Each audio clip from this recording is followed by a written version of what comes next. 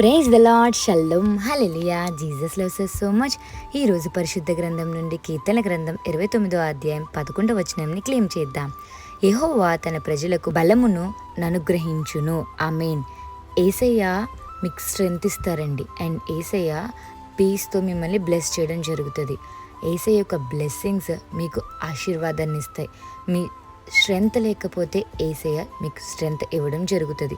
బలహీనతలో ఉన్న మీకు యేసయ్య బలమైతే మీరు ఏ పనైనా సాధ్యముగా చేయగలరు. సో యేసయ్య మీకు బలమును అనుగ్రహించాలని కోరుకుంటున్నారు. అలాగే యేసయ్య మీ జీవితంలో సమాధానాన్ని ఇవ్వాలని కోరుకుంటున్నారు. బలం లేకపోతే మనం ఏ వర్క్ కూడా చేయలేమండి. ఎప్పుడైతే మనం నూతన బలం యేసయ్య యొక్క ప్రెజెన్స్లో పొందుకుంటామో మనం ఏ వర్క్ అయినా చేయగలుగుతాం.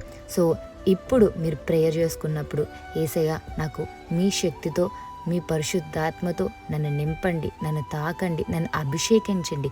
నా జీవితంలో సమాధానాన్ని కోల్పోయా, నా జీవితంలో నెమ్మదిని కోల్పోయా, నా జీవితంలో నెమ్మదిని, సమాధానాన్ని అనుగ్రహించమని యేసు నామంలో అడుగుతున్నాను తండ్రి, ఆమేన్ అని ప్రార్థన చేయండి.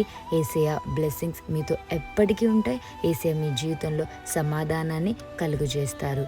యేసయ్యకే మహిమ చెల్లును గాక.